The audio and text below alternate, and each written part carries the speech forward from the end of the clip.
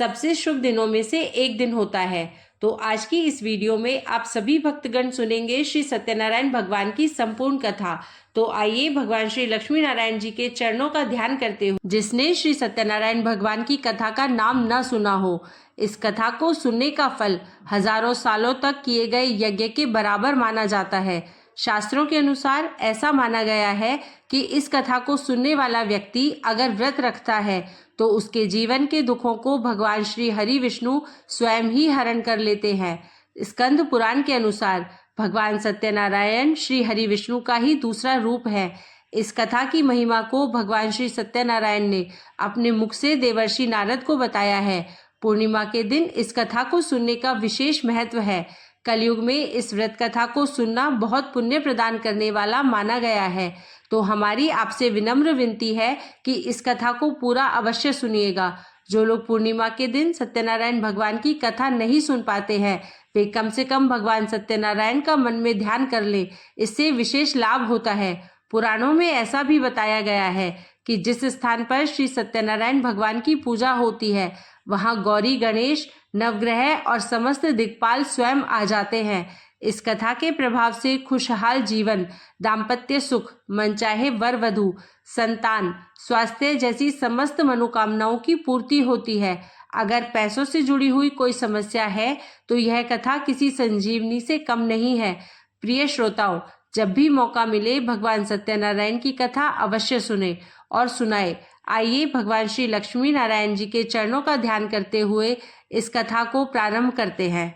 लेकिन उससे पहले आपसे एक अनुरोध है कि अगर आपको वीडियो अच्छा लगे तो प्लीज वीडियो को लाइक करें और चैनल को सब्सक्राइब करें। एक समय की बात है, नैमिषारण्य तीर्थ में शौनक आदि 88,000 ऋषियों ने श्री सूत जी से पूछा, हे प्रभु, इस कलयुग में वेद विद्या रहित मनुष्य को प्रभु भक्ति किस प्रकार मिल सकती है तथा उनका उद्धार कैसे होगा?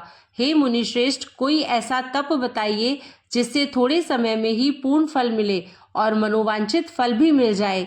इस प्रकार की कथा सुनने की हम इच्छा रखते हैं। सर्वशास्त्रों के ज्ञाता श्री सूत जी बोले, हे वैष्णवों में पूज्य, आप सभी ने समस्त प्राणियों के हित की बात पूछी है, इसलिए मैं एक ऐसे श्रेष्ठ व्रत को आप सभी को बताऊंगा जिसे नारद जी ने लक्ष्मी नारायण से पूछा था और स्वयं लक्ष्मीपति ने मुनि श्रेष्ठ नारद जी से इस कथा को कहा था। आप सब इसे ध्यान से सुनिए। एक समय की बात है, योगीराज नारद जी दूसरों की हित की इच्छा लिए अनेकों लोकों में घूमते हुए मृत्यु लोक में आ पहुंचे। यहाँ उन्होंने अनेक योनियों में जन्मे प्राय सभी मनुष्यों को अपने अपने कर्मों द्वारा अनेकों दुखों से पीड़ित देखा। उनका दुख देख नारद जी सोचने लगे कि कैसा यत्न किया जाए जिसको करने से निश्चित रूप से मानव के दुखों का अंत हो जाए। इसी प्रकार मनन करते हुए वह विष्णु लोक में गए, जहां वह देवों के ईश नारायण की स्तुति करने लगे, जिनके हाथों में शंख, चक्र, गदा और पद्म थे और गले में वरमाला पहने हुए थे। स्तुति करते हुए नारद जी बोले, हे भगवान, आप अत्यंत शक्ति से संपन्न है। मन तथा वाणी भी आपको नहीं पा सकती। आपका आदि, मध्य तथा अंत नहीं है। निर्गुण स्वरूप सृष्टि के कारण भक्तों के दुख को दूर करने वाले हैं। आपको मेरा नमस्कार है। नारद जी की स्तुति सुनकर विष्णु भगवान बोले, हे मुनि श्रेष्ठ, आपके मन में क्या बात है? आप किस काम के लिए पधारे हैं? उसे निसंकोच कहिए। इस पर नारद मुनि बोले कि मृत्यु लोक में अनेक योनियों में जन्मे मनुष्य अपने कर्मों के द्वारा अनेकों दुखों से दुखी हो रहे हैं। हे नाथ, आप मुझ पर दया रखते हैं तो बताइए कि वह मनुष्य थोड़े प्रयास से ही अपने दुखों से कैसे छुटकारा पा सकते हैं। तब भगवान श्री हरि बोले, हे नारद, मनुष्यों की भलाई के लिए तुमने बहुत अच्छी बात पूछी है, जिसके करने से मनुष्य मोह से छूट जाता है। वह बात मैं तुमसे कहता हूँ, उसे ध्यान पूर्वक सुनो। स्वर्गलोक व मृत्युलोक दोनों में एक दुर्लभ उत्तम व्रत है जो पुण्य देने वाला है।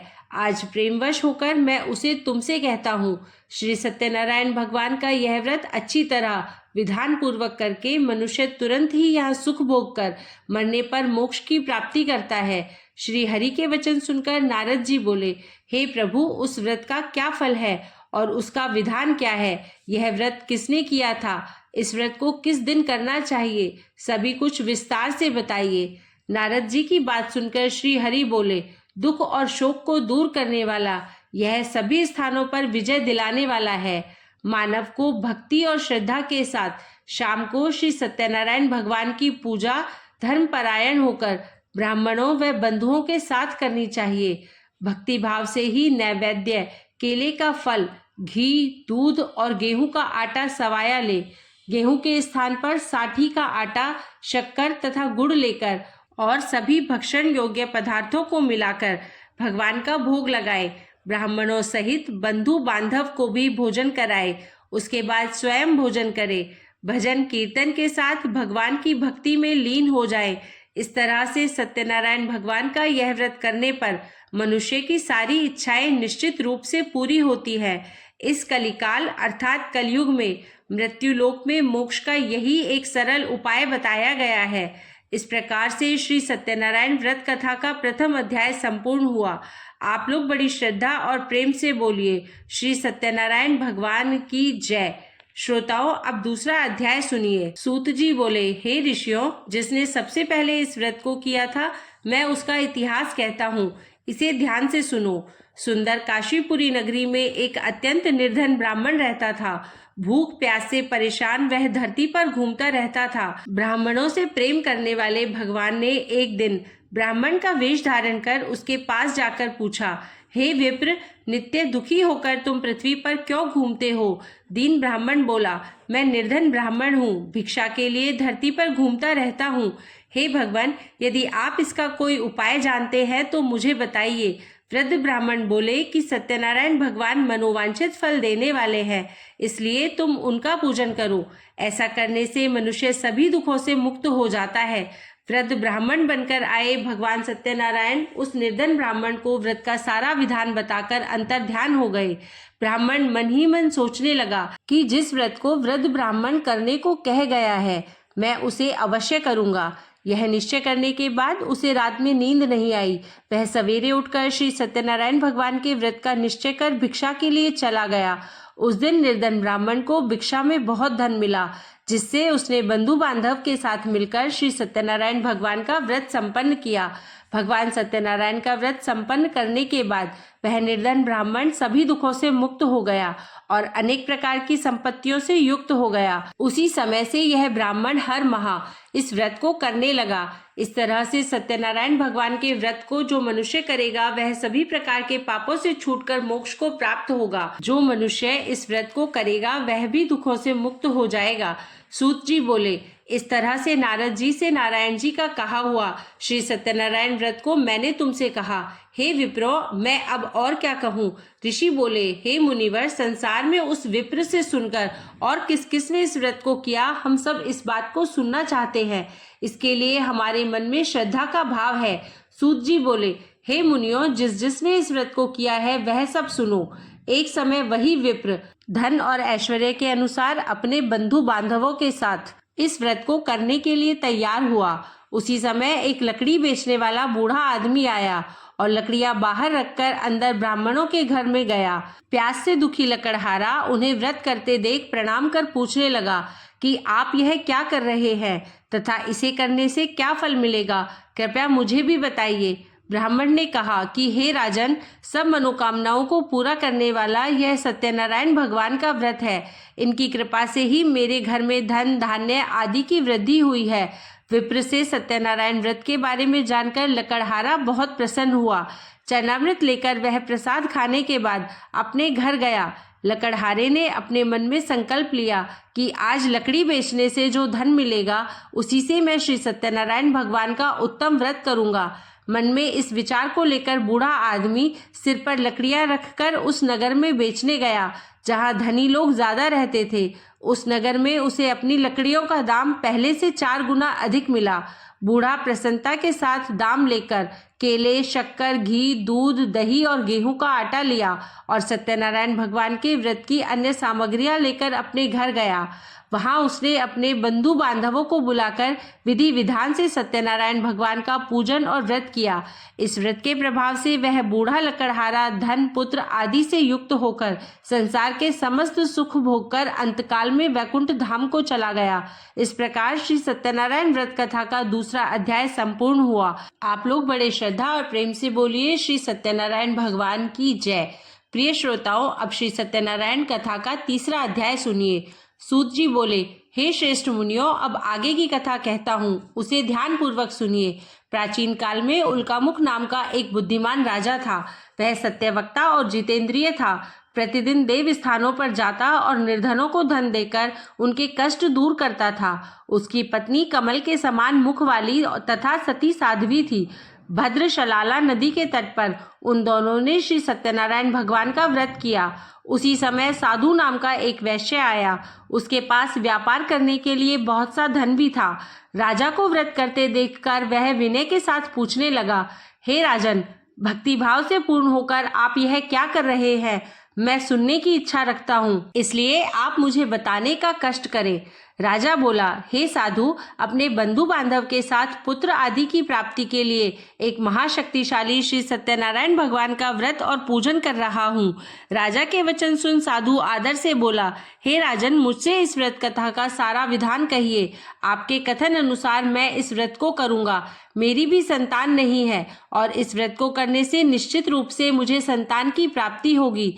राजा से व्रत का सारा विधान सुनकर व्यापार से निवृत्त होकर वह अपने घर गया। साधु वैश्य ने अपनी पत्नी को संतान देने वाले इस व्रत का वर्णन कह सुनाया और कहा, जब मेरी संतान होगी तब मैं भी इस व्रत को अवश्य करूंगा। साधु ने इस तरह के वचन अपनी पत्नी लीलावती से कहे।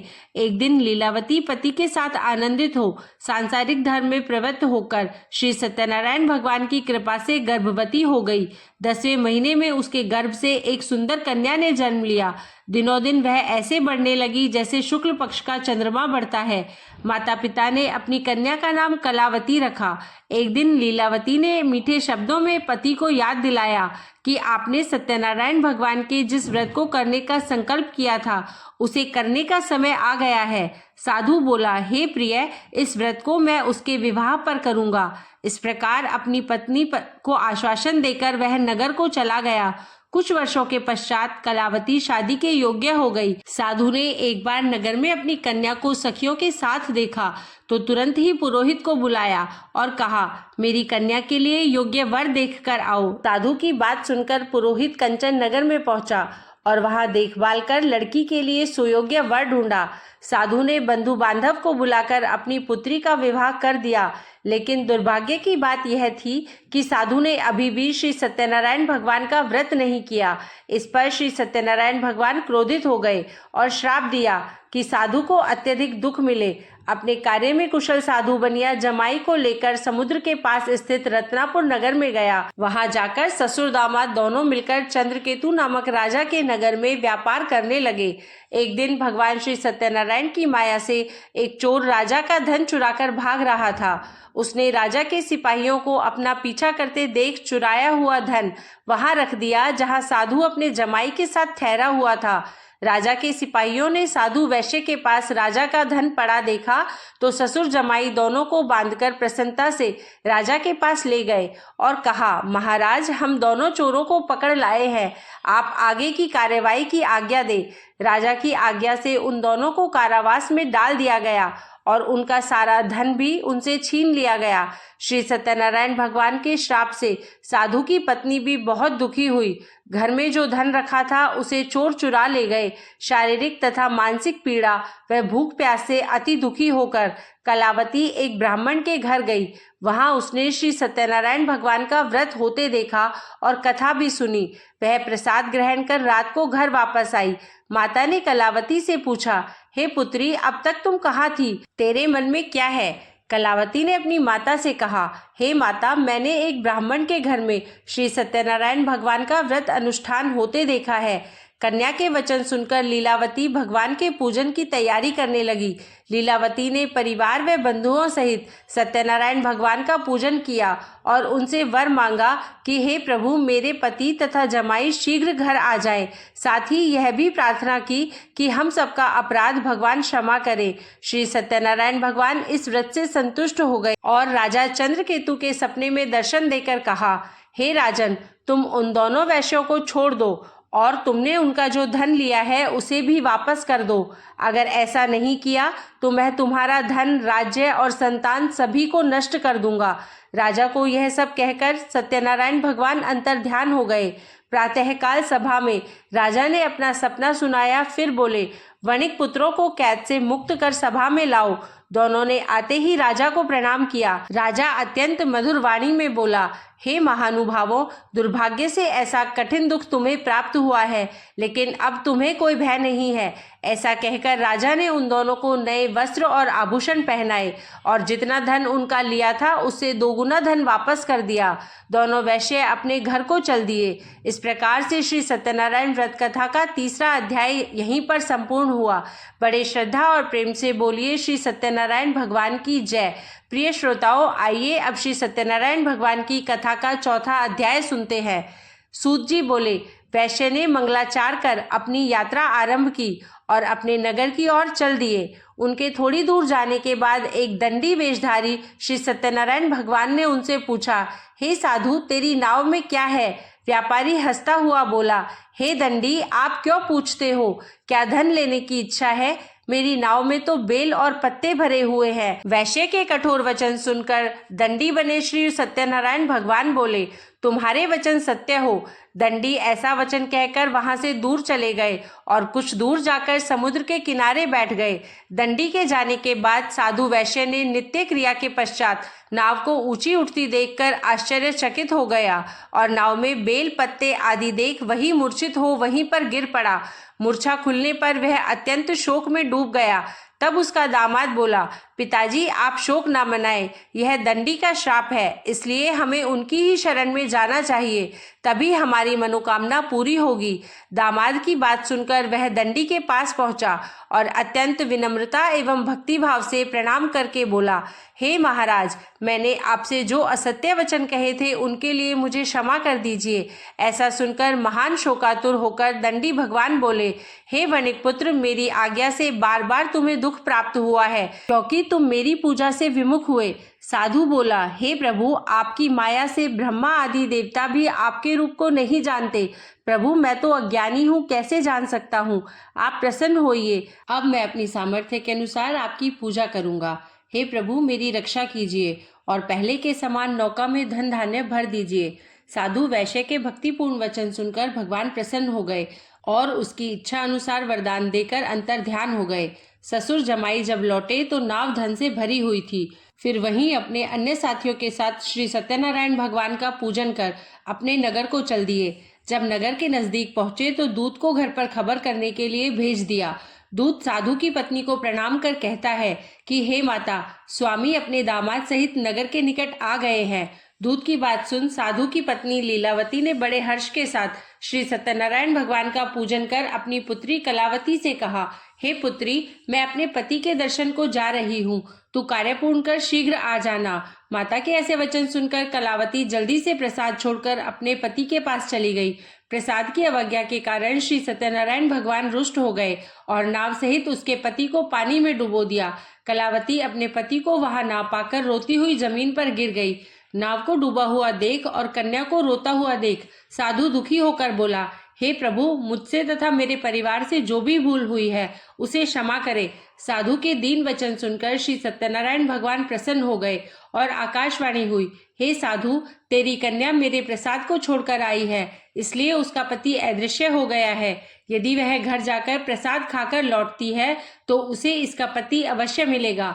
ऐसी आकाशवाणी सुनकर कलावती घर पहुंचकर प्रसाद ग्रहण करती है और फिर आकर अपने पति के दर्शन करती है। इसके बाद साधु अपने बंधु बांधव सहित श्री सत्यनारायण भगवान का विधि विधान से पूजन करता है। इस लोक का सुख भोगने के बाद अंत में स्वर्ग जाता है। इस प्रकार से श्री सत्यनारायण भगवान व्रत कथा का चतुर्थ अध्याय संपूर्ण हुआ। बड़े ही प्रेम और श्रद्धा से बोलिए सत्यनारायण भगवान की जय। आइए अब श्री सत्यनारायण भगवान की कथा का 5वां अध्याय सुनते हैं। सूत जी बोले, हे ऋषियों, मैं और भी एक कथा सुनाता हूँ, उसे भी ध्यान पूर्वक सुनो। प्रजापालन में लीन तुंगध्वज नाम का एक राजा था। उसने भी भगवान का प्रसाद त्याग कर बहुत दुख सहन किया। एक बार वन में जाकर वन्य पशुओं को मारकर वह वट के पेड़ के नीचे आया। वहां उसने ग्वालों को भक्ति भाव से अपने बंधुओं सहित सत्यनारायण भगवान का पूजन करते देखा।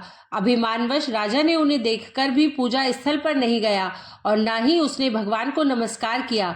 ग्वालों ने राजा को प्रसाद दिया, लेकिन उसने वह प्रसाद नहीं खाया और प्रसाद को वहीं छोड़कर अपने नगर को चला गया। जब वह नगर में पहुंचा तो वहां सब कुछ तहस नहस हो चुका था। वह राजा शीघ्र ही समझ गया कि यह सब भगवान ने ही किया है। वह दोबारा ग्वालों के पास पहुंचा और विधि पूर्वक पूजा करके प्रसाद खाया तो श्री सत्यनारायण भगवान की कृपा से सब कुछ पहले जैसा हो गया। दीर्घ काल तक सुख भोगने के बाद मरणोपरांत उसे स्वर्गलोक की प्राप्ति हुई। जो मनुष्य परम दुर्लभ इस व्रत को करेगा अथवा सुनेगा, भगवान श्री सत्यनारायण की अनुकंपा से उसे धन धान्य की प्राप्ति होगी। सत्यनारायण भगवान की कृपा से निर्धन धनी हो जाता है और दुर्बल बलवान हो जाता है। संतानहीन मनुष्य को संतान सुख मिलता है और सारे मनोरथ पूर्ण होने पर मानव अंतकाल में बैकुंठ धाम को जाता है। सूत जी बोले, जिन्होंने पहले इस व्रत को किया है, अब उनके दूसरे जन्म की कथा कहता हूँ, उसे ध्यान पूर्वक सुनो। वृद्ध सतानंद ब्राह्मण ने सुदामा का जन्म लेकर मोक्ष की प्राप्ति की। लकड़हारे ने अगले जन्म में निषाद बनकर मोक्ष प्राप्त किया। उल्कामुख नाम का राजा दशरथ होकर बैकुंठ को गए। साधु नाम के वैश्य ने मोरध्वज बनकर अपने पुत्र को आरे से चीरकर मोक्ष पाया। महाराज तुंगध्वज ने स्वयंभू होकर भगवान में भक्ति युक्त कर्म करके मोक्ष पाया। इस प्रकार श्री सत्यनारायण व्रत कथा का 5वां अध्याय संपूर्ण हुआ। बड़ी ही श्रद्धा और प्रेम से बोलिए श्री सत्यनारायण भगवान की जय।